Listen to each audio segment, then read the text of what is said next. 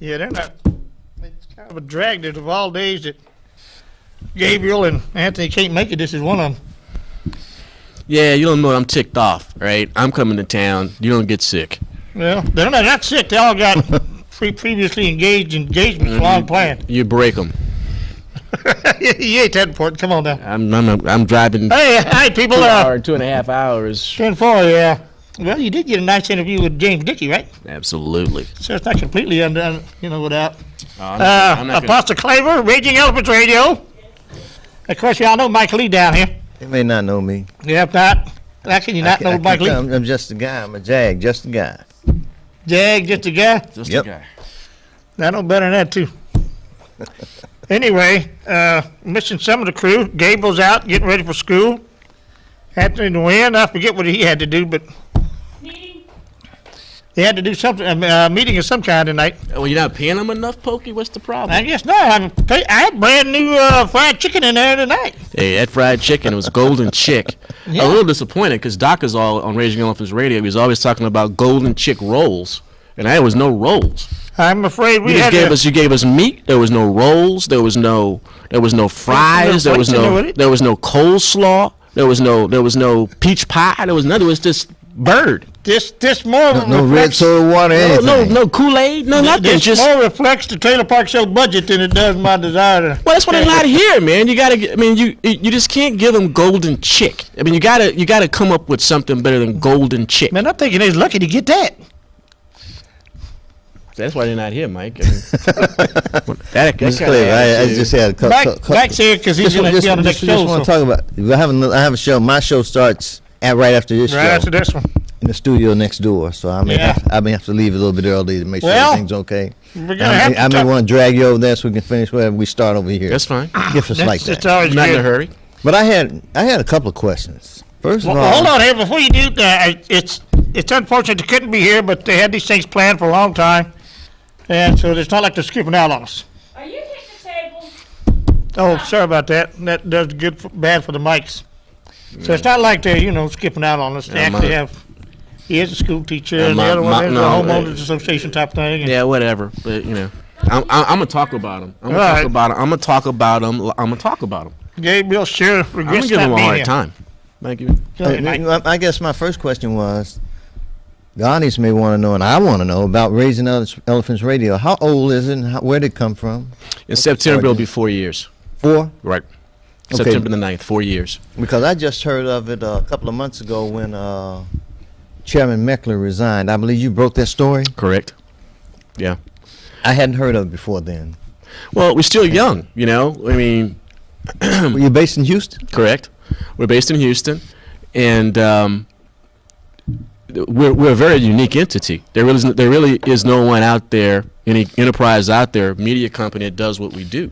And we focus almost exclusively on what happens inside of Texas, and we do it with integrated digital media.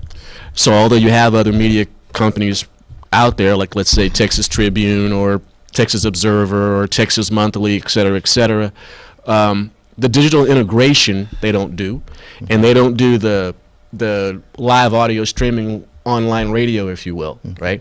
So basically what we've done is we've taken a terrestrial talk show format and made it our platform, and we set it on a digital internet platform.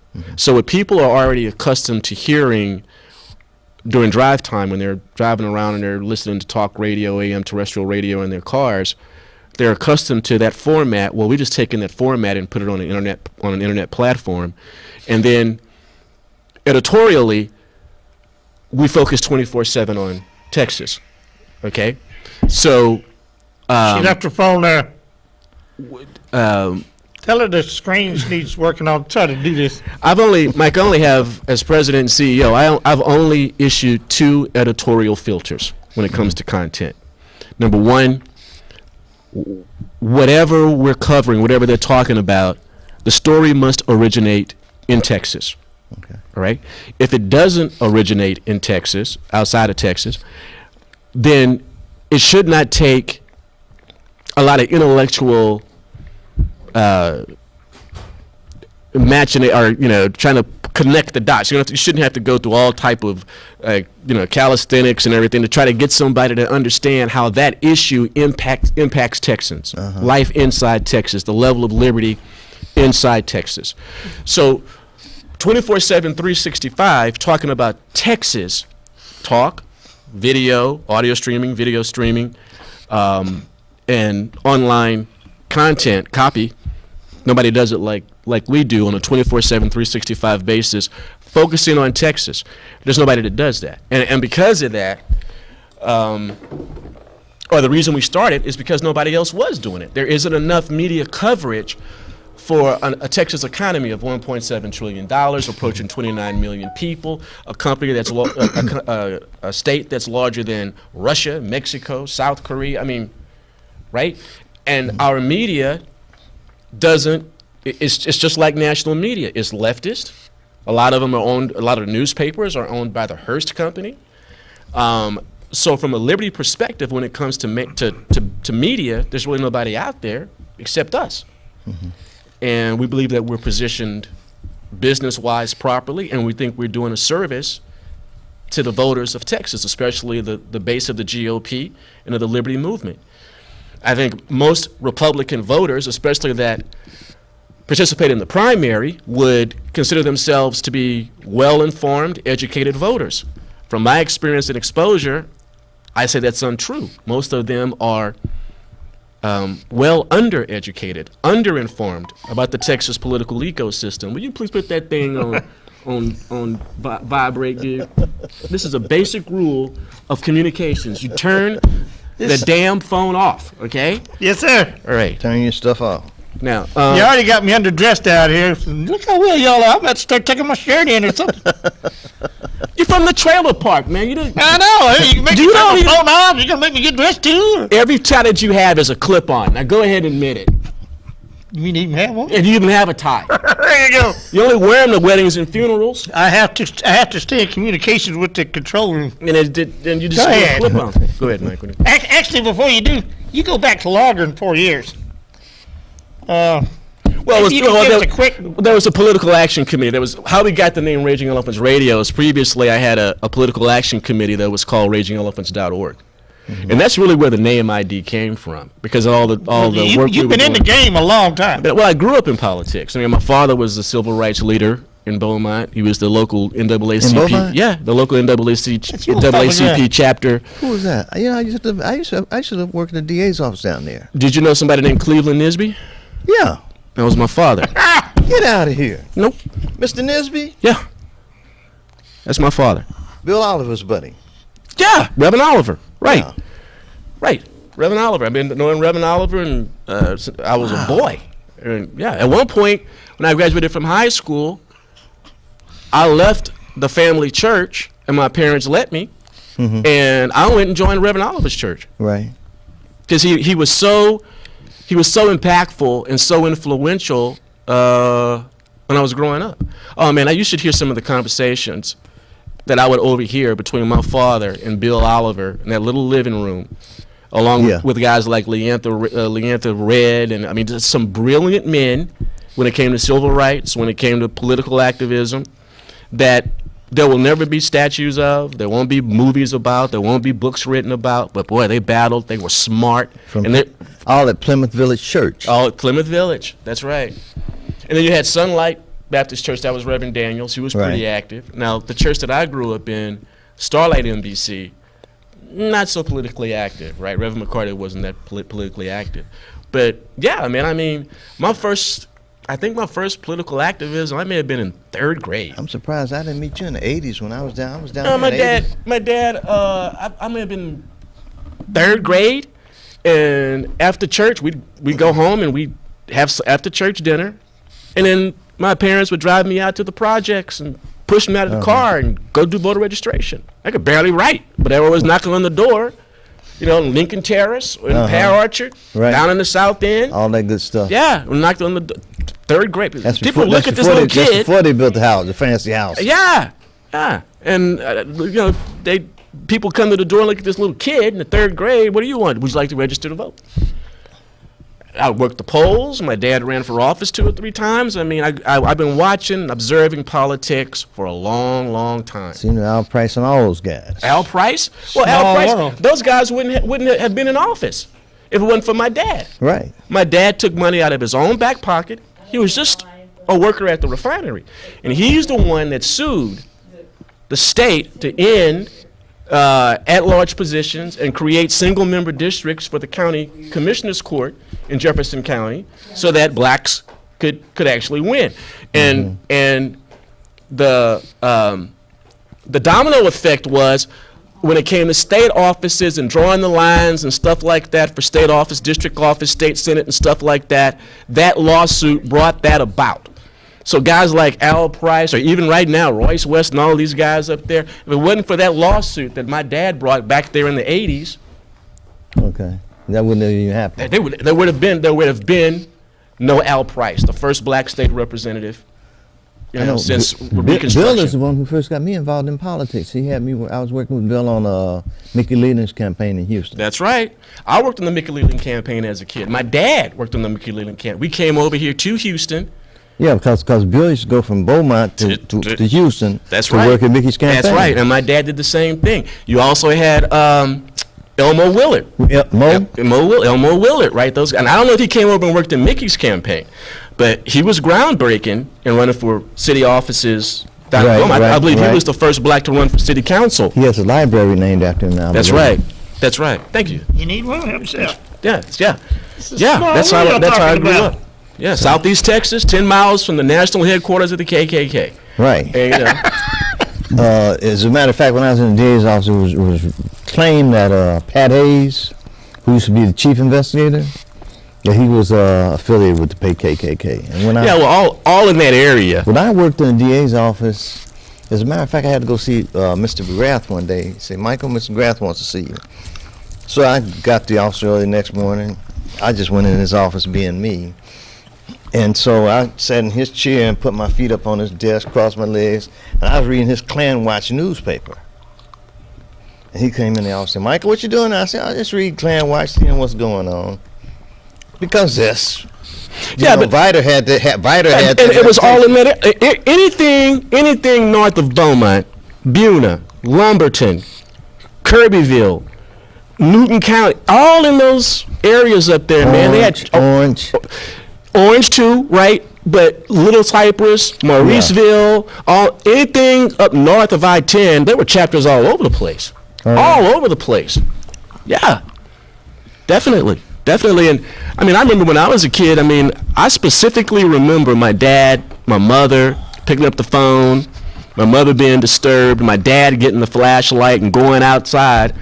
You know how the houses used to be built? You'd have the house was lifted up, right, and it had the little pillars, and all the plumbing would be underneath there, right?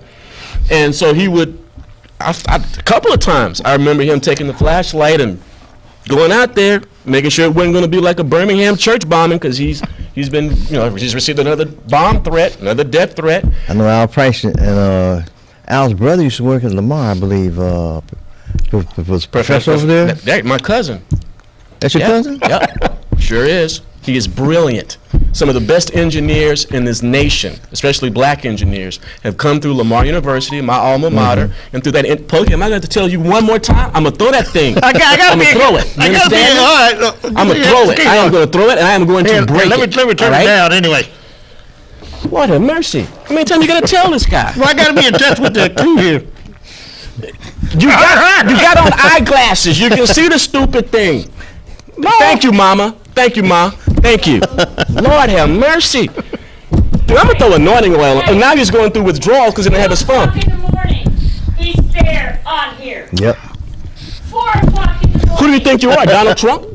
Sometimes. Are you tweeting at 4 a.m. in the morning? I have to follow you on. Now you're on Facebook. You're on Facebook. Someone else? But Hey, yeah. This is interesting. Yeah. Did you see them hands? No, I don't know why I See passed. them hands? We just been missing each other somehow. I don't know how. I knew your dad. I'm up. I knew Al. I knew Al's brother. you and my mother. My mother's still alive. She still yeah. lives. Yeah. My dad died back in 2011. Oh yeah. Yeah, but he was 92, something like that. I But talked to Bill about 9 months ago. The last time I heard him, he was in Connecticut. He's in. I got his phone number. Oh, good. He's in Connecticut. Yeah, I got his phone number. I love to get in contact. I got his number. I love to get in contact with. That man was very influential in my life, and the audience needs to know he was a white man. Yeah. He was a white man And a Democrat. Well, everybody was Democrats back then. Yeah. My dad ran as a Democrat. Right. But if you look at his Right. campaign literature today, from when he was running for county commissioner, Right. no, he wouldn't belong in the Democratic Party. He would be a Republican. He would be running as a Republican, talking about property tax. Bill's church was very crucial down there. Let me put it that way. Oh, definitely. It was an epicenter for what was going on. The race reconciliation and enmity and fights that we were facing. I mean, Beaumont was one of the Golden Triangle, one of the most racist piece of real estate in this nation. Bill, Very segregated. And to this day, there's a lot of racial animosity. As a matter down of there. fact, Bill told me that when he first wanted to marry Loretta, That's right. they wouldn't issue him a marriage Yes, license. well, they tarred and feathered him out of Woodville. He was literally tarred and feathered as a white man who married a black woman. Woodville is, yeah. Right. He was a white man, married a black woman in the 70s, wasn't it? 60s or 70s? Yeah. Yeah, because when I knew him, they already They had had kids. they had little Billy and David were little when I was, like a teenager or whatever, when I was meeting, David lives here in Austin somewhere. that man was unbelievable. That white man, as a Congregationalist minister, and the Congregationalist denomination is downhill and it's apostate now, is a real shame. But the Congregationalist church was very important in the civil rights movement, and when that man, Reverend Bill Oliver, was posted in Woodville, he married a black woman. They literally ran him out of town. They literally tarred and feathered that man. And I mean, I tell you, my mother, man, when I was a little boy, my father was, he wasn't highly educated, just smart. He was just a wise, sage man, but one of the fantastic political strategists. But my mom, he was good with his hands. Like the little house we lived in at the time, he built with his own two hands. He literally built it with his own two hands, right? So he could fix anything. My mother would make me go out there and hang around with him and try to learn how to fix a Do something with carburetor. your hands. I'm totally disinterested. I don't want to go out. I'm totally disinterested. But my bedroom in that little house was right over the living room. And when they would have those meetings, and I'd be up there doing my homework, or I've been sent to bed, and I could hear them talk at night. And I just found it fascinating, right? I didn't care about how to fix a muffler on a car, and I didn't care about that. But when my dad and Mr. Red and Reverend Oliver and other of their associates and allies would be in that little bitty living room, and I'd be upstairs doing and they're talking politics, or when my father was the NAACP president, the Beaumont chapter, when the NAACP was really the NAACP and really meant something. Back there. And almost every week, somebody would come into that little house, in that little living room, with a grievance, a black person, about some injustice that was done to them. And in most instances, they couldn't go to the police. Well, why? Because the police were the perpetrators. Right. So they had to come to my dad, And I remember one time, in one profound story, Bill Oliver was part of this. Some crazy Negro decides to hitchhike east to west and hitchhike down I-10 through Vida, Texas.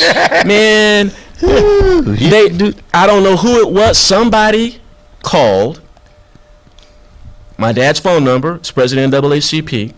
My dad couldn't go in there. It's Vida. Right. Sends Bill Oliver to go in there and get him. Went in there, got him, black guy. Went in there, got him, brought him to my house, my parents' house, fed him. Right? Bill Oliver's there, my dad's there, right? Fed him, took him to the Greyhound bus station, bought him a Greyhound bus ticket and said, boy, you don't get off this bus till you get to LA. I mean, there's stories like that. I was in a day camp when I was a kid that was in Vida. The only integrated YMCA in Beaumont was the Central YMCA, and they had a day camp. And my mother worked, my father worked, so day camp, I would go to Camp Proctor, and they had a little school bus in Beaumont, and get on the school bus and go to the outskirts in the woods of Vidor. That's where the camp was, right? So you go, the camp is a month long or whatever, and then they'd have like a graduation night, if you will, and the parents go out there, and you see what your kids learned, you know, as far as swimming and archery and shooting 22s and canoeing and stuff like that, right? All their arts and crafts that they've done. Well, my mother, who went to anything and everything I was involved in, hardly ever missed a football game, hardly ever missed a baseball game, don't miss anything she never missed anything, hardly ever missed anything that I was involved in.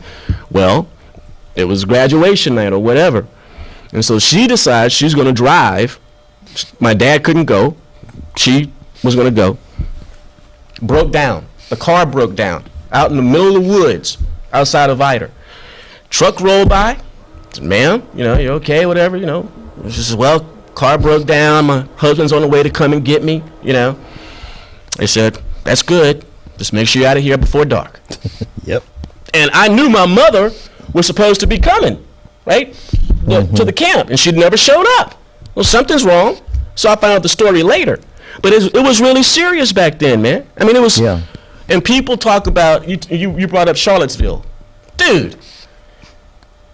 Really? I mean, people are worried about the Klan and neo-Nazis and stuff like that, and they think, you know, white supremacy is on the way back and it's ruling.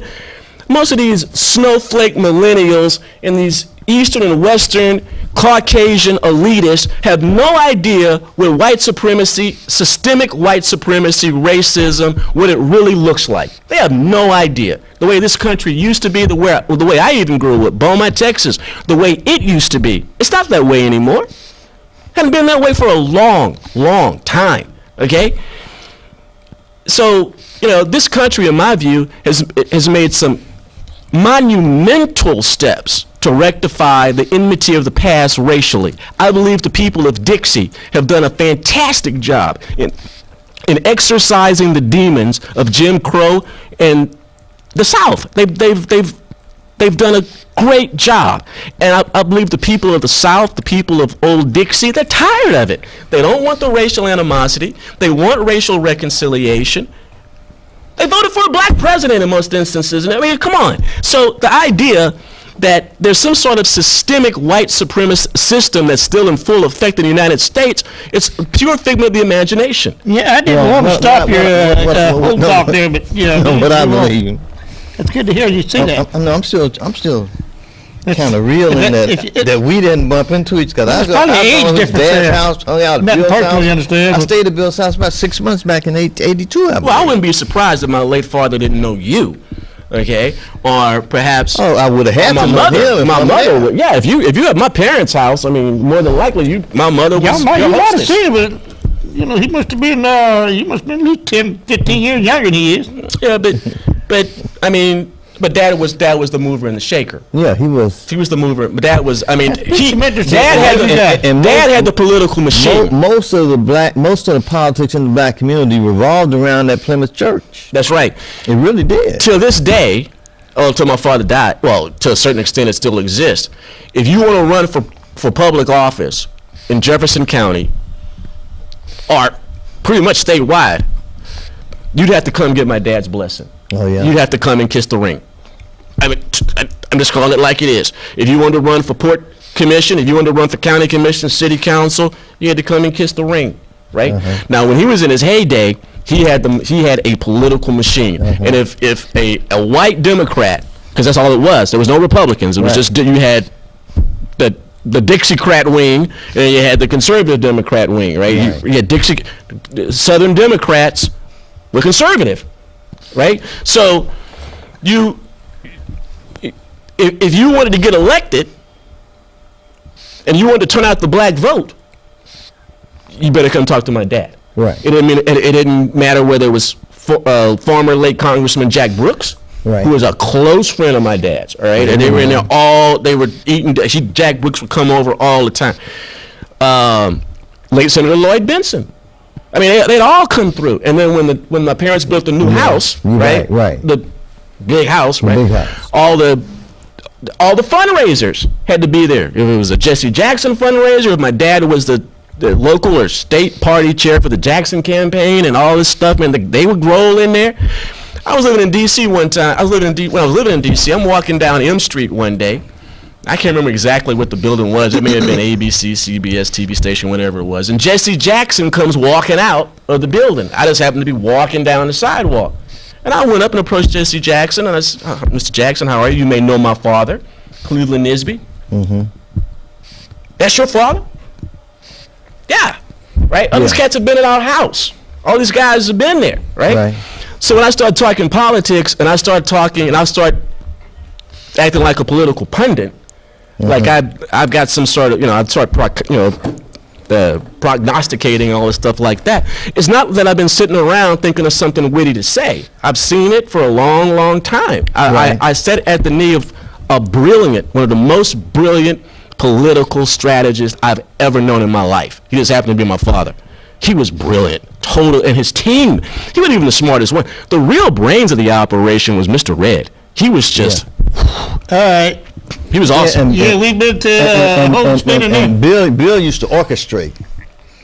Well, a lot of times he had to be the point man simply because of his skin color. Right. We're going to stay on this for a little longer. He couldn't go, well, it has to do with Charlottesville and all this stuff like that, right? A lot of people don't know how it really used to be and how some of these wars were won in some of these deeply segregated and divided cities right here in Texas that people drive through all the time, and they have no idea that the greatness that was demonstrated by no-name people for us to have some sort of level of equality and equal opportunity.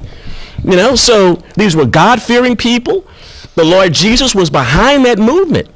This was the civil rights movement was biblically based. It was biblically principled. And I believe the Lord God was on their side, and they won. I remember the days, the family dog, Caesar, the little family dog we had for years, named Caesar, came home, totally mutilated. And white supremacist police officer, whatever, grabbed him up. He came home, he had his eye all cut up and everything. My dad protecting me, saying, oh, he got in a fight. No, he didn't get in a fight, okay? He got in a fight, all right. Yeah, there was no fight. They cut him up. There's a warning to my dad, send him back. See your dog come back, he's limping. His eyes all hanging out and everything. That's Beaumont, man. Man, that was the world. That was all over. We're not there anymore. This nation, and more importantly, this state is much better. People aren't where they were. The culture isn't where it's not where it is. We've made enormous advances. So why are they out there acting fool like this? Well, on all sides.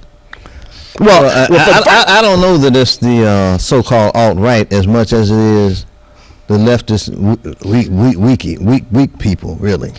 They really want to start something but don't want to finish it. Well, they seem to get away with anything they want to do. Well, what I think is the media. As far as I'm concerned, is in Charlottesville, somebody just broke open a can of whoop ass. That's all. Look, those guys came off the bus, and I'm talking about both sides, because the thing that I don't like about the spin from big media is they will not call out Antifa that was there, right. The leftists that were there, okay? The battle wasn't between the Klansmen, the neo-Nazis, and Tea Partiers.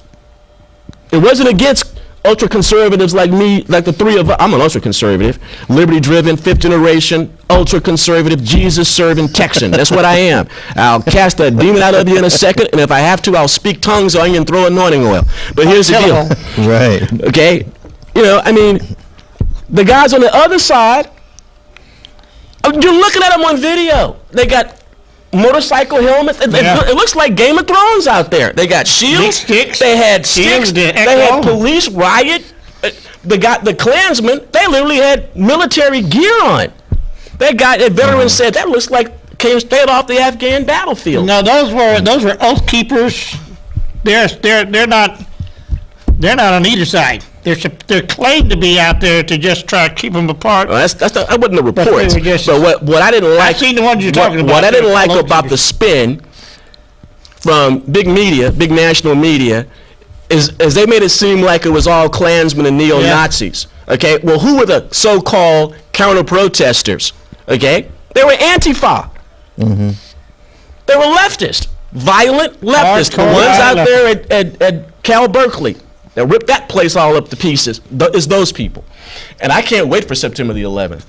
People are all walking around, oh no, they're going to do one. No, I want to see it. I want to see the neo-Nazis. I want to see the Klansmen, the white supremacists. I want to see them. Come on down to College Station. And if you Antifa want to come out here to Texas and start some mess, you try going to College Station. Not only are you going to meet the Maroon Wall, which they already decided they're going to, you will meet the Corps of Cadets, and they will whip your ass.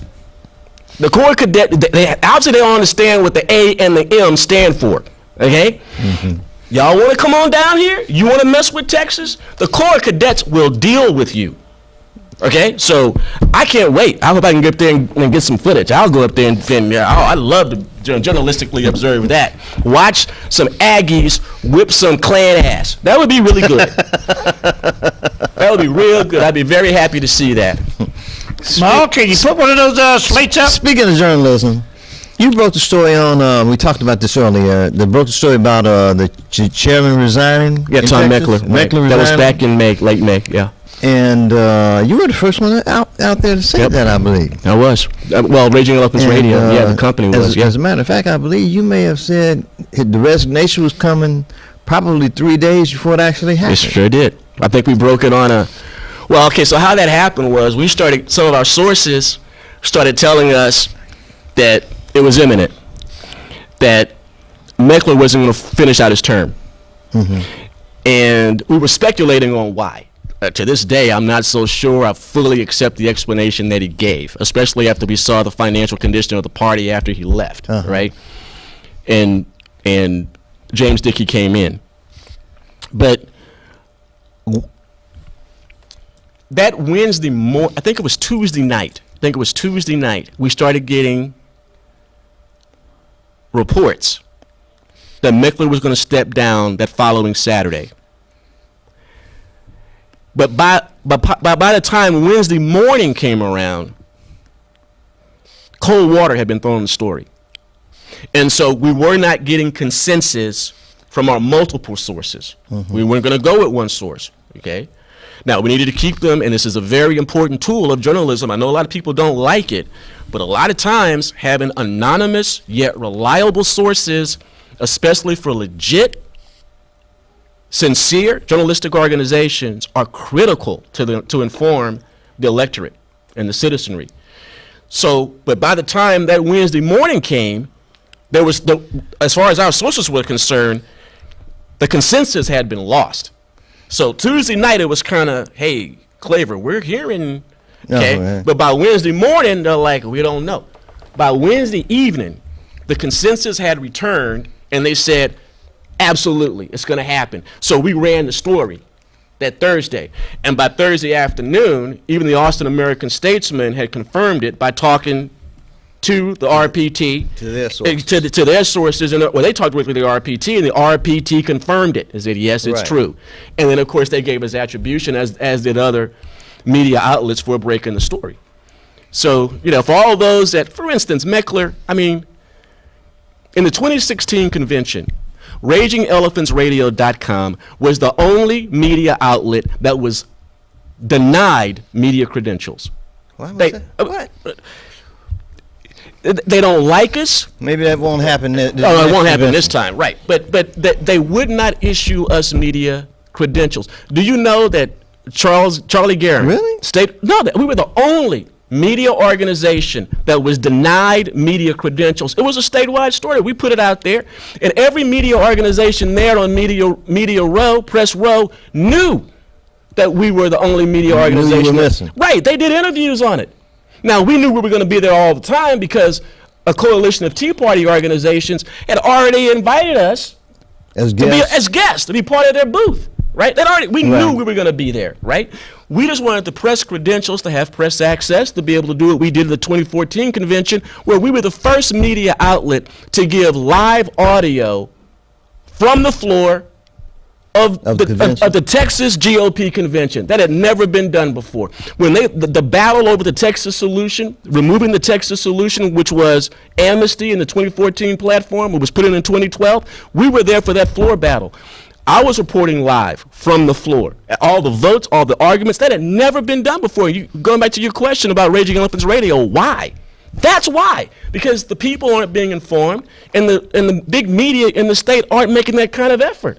You would think that there would be even a local national affiliate or an independent television station that would ask for the broadcast rights for the largest political convention in the Western Hemisphere, is not the world, the Texas State Republican Convention, and they wouldn't do it.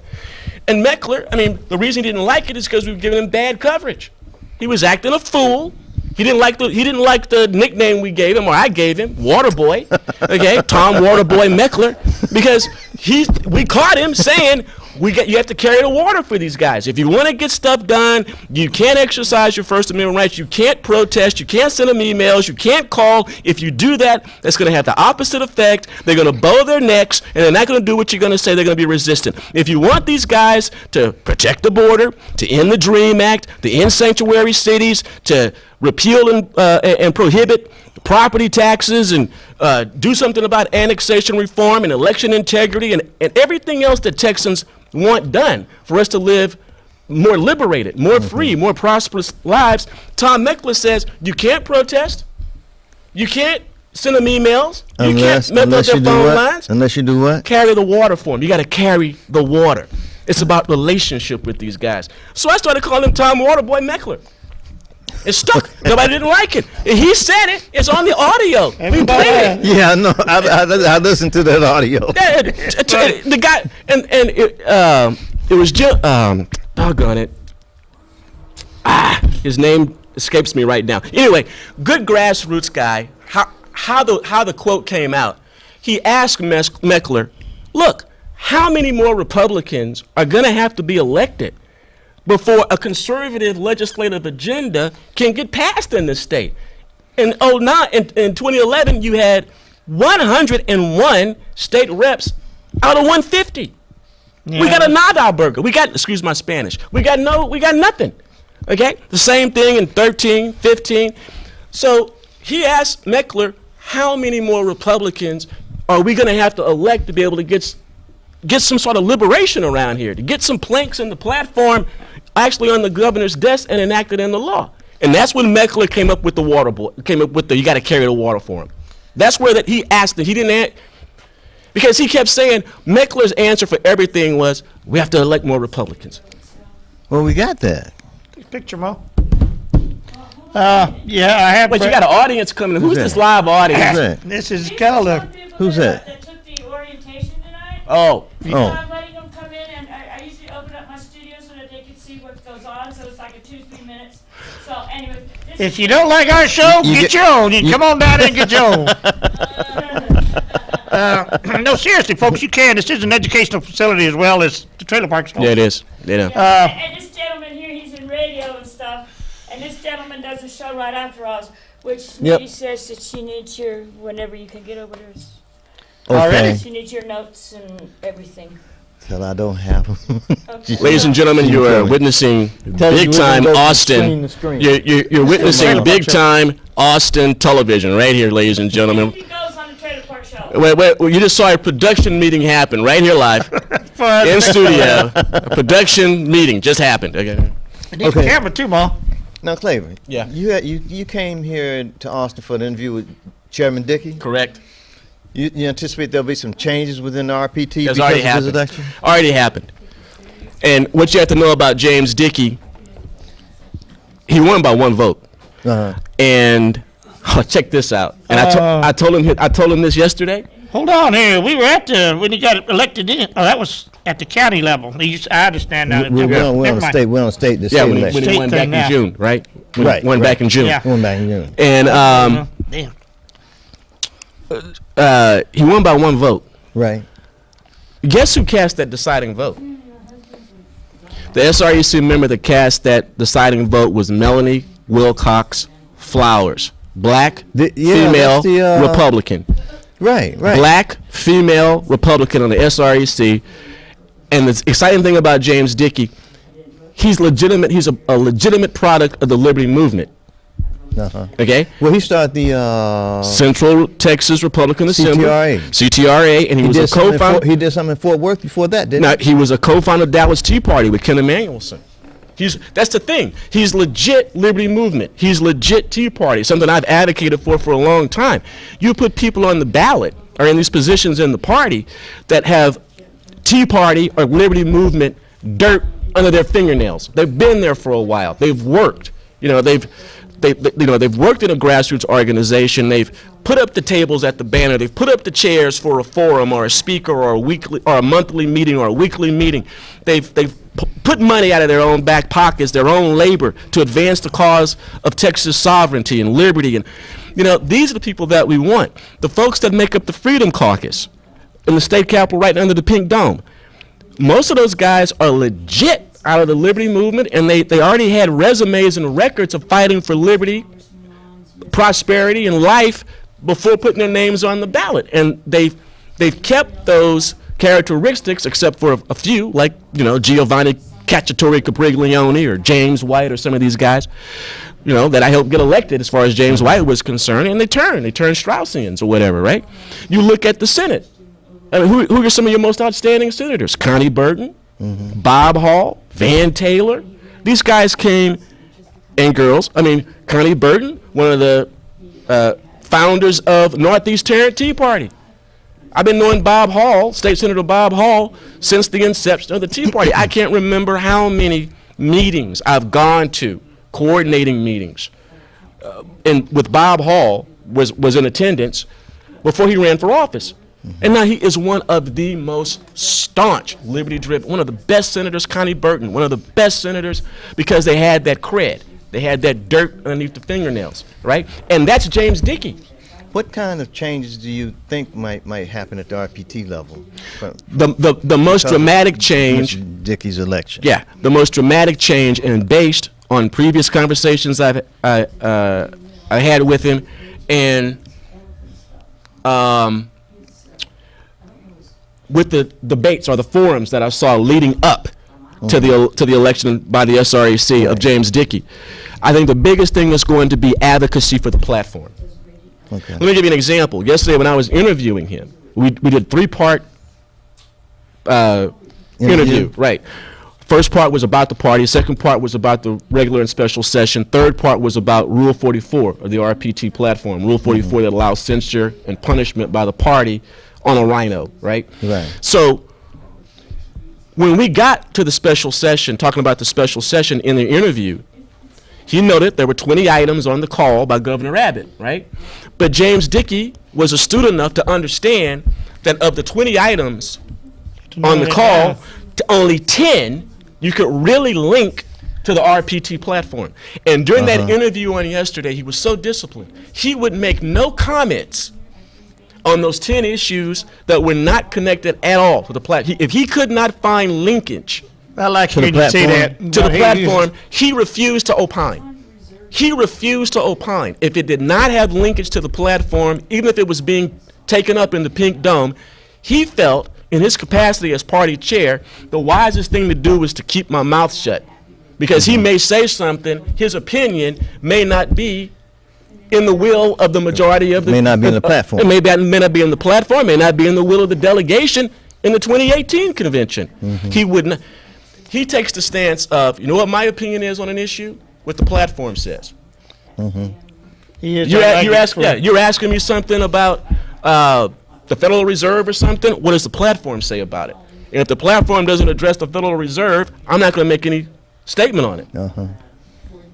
His advocacy for the platform. Now, you guys already knew, as being Austinites, that as Travis County GOP chair, and in driving distance to the Pink Dome, in session or anything else that's happening down there, James Dickey was there. Yeah, when it came to committee he was very active. Yeah, right. Now, Meckler, you're not going to... Waterboy Meckler wasn't there. Okay? James Dickey, very active. And as Texas GOP chair, in these 9 weeks that he's been there, and coming up on 4 weeks of the special session, been there almost every day. And one of the questions that I asked James Dickey, I said... Yeah, he's been really, almost every day this special session. I said, James, when you were Travis County GOP, when you were Travis County GOP chair, and you would go down to the committee chamber and testify on a specific bill or issue, when you announced that you were the Travis County GOP chair, I mean, how long did it take for the snickers and laughter to stop? Right? Do they receive you a little bit differently now that when you introduce yourself, you're the Texas GOP chair? There ain't gonna be no laughing and snickering. You're not gonna get guffawed out of the room right now. Now they better listen to what you have to say, because they could get Rule 44'd, right? You better listen to what that man is saying, because he's advocating for the platform, which is the will of the largest demographic block of the electorate in Texas, the GOP base. That is the largest demographic block, voting block in the state, the GOP base. You better listen to him. It's not Hispanics, it's not blacks, it's the GOP base by itself. So, I think the biggest thing is going to be his advocacy for the platform. Okay. I mean, because I asked him yesterday. I said, when I opened the interview the second part of it, I said, look, you turn to the back page of the RPT 2016 platform. You got 5 legislative priorities listed there that the convention is saying, no matter what you do, these 5 things need to get passed. And I told James Dickey, I said, look, you see these 5 things? 4 of them aren't going to get passed. The only one that got passed was Greg Abbott's pet project, which is an absolutely moronic idea, an Article 5 convention, primarily so he could sell books. They got that passed like knife through butter. Constitutional carry? No. Repeal and prohibition of property tax? No. Abolition of abortion? No. None of that. The other 4, it will not get passed for another legislative session. And I'm asking, what are you going to do about that, James Dickey? What is the party going to do about that? The delegation of the convention, which is the heart of the party, the platform is the soul, the spirit of the party. This is the wheel. Anyway. Yeah, these people that put this platform together, they went through the whole process. If you're a delegate to the Texas GOP convention, think of what you've had to do. First, you had to vote in the primary. Second, you had to go to your precinct convention and get elected as a delegate to the state, to the Senate, a senatorial district, or county convention. Then you had to attend that. And then you had to be elected a delegate to the state convention. And then you had to put it on your own dime. Right. Right? These people go up there, they deliberate, they debate. Sometimes it gets nasty. And they come out with a platform, which is the spirit of the party. And these guys up there under the pink dome, the governor himself, they think it's toilet tissue. They don't even read it. Rule 43 of the RPT rules says that whenever someone declares as a candidate, and they're going to put an R behind their name, that when they go file, their county chairman is supposed to supply them with a platform. This is the Texas GOP platform. And they're supposed to read the platform and come back and make a report. Did you read the platform? And they are supposed to supply, if you will, an essay or a statement. What issues in the platform are you most adamant about? And what issues in the platform do you disagree with? And Rule 43 says that the party, county, and state are supposed to post those answers on the website. I call Rule 43 the vetting rule. Every one of those answers are supposed to be up on the Texas GOP website for any voter in the Lone Star State can get more information about the candidates that are on the ballot anywhere in the state of Texas. And I asked him about that. Is that going to happen? He said, yeah, it's going to happen, right? The biggest change, I believe, for me when it comes to James Dickey is going to be advocacy for the platform. Now, there's other things that he's putting in that he's going to have to work with. You know, he understands the importance of putting more emphasis on diversity. We've got a lot of lip service from RPT headquarters about more diversity in the GOP base. You know, more voters of color in the GOP base. We've got a lot of lip service. No money has been put behind it. No staff has been put, but we've got a lot of lip service. People forget. Come on in. I gave the nomination speech come on in. For 2010 at the 2010 convention for Tom Meckler. I gave the nomination speech for Tom Meckler at the 2010 state convention in Dallas. And there were those like our friend T.J. Scott or whatever said he walked in there, he was going to vote for Moonasteri. We're down to just about 8 minutes left. And when they heard my speech, they changed. And the reason I gave the nomination speech for Meckler is because we met at a restaurant down here on 6th Street, and he had known of my work, RagingElephants.org, which we talked about earlier, the political action committee that was there to build diversity in the party. He says, I know what you're doing, I understand what you're doing, I want to take what you've learned and what you're applying, and I want to put it at the party level. He and his campaign manager were right there. Did he ever do anything? No. Even when he was elected as chairman, and that's like the SREC, right? I interviewed him after the election. I said, what about racial diversity? Yes. I was in the room at that 2010 convention when the deal was struck for Munisteri to be chair, and for Meckler to succeed him? And Meckler to succeed him, Meckler to be treasurer. And remember, Munisteri did not run with a running mate. Right. Right? So Munisteri, as part of the deal, took Melinda Fredericks, who was Meckler's running mate, and made her vice chair. So I was on the stage when Meckler took off his sticker, his lapel sticker, and we all stuck on Munisteri stickers. I did that based on his word that he was dedicated to be aggressive going into the communities of color and harvesting camouflaged conservatives of color out of those neighborhoods and persuading them to become rock, rib, red, straight down the line, straight party ticket voting Republicans, right? I was there for that. Never happened. Never manifested, right? And I hope James Dickey will change that.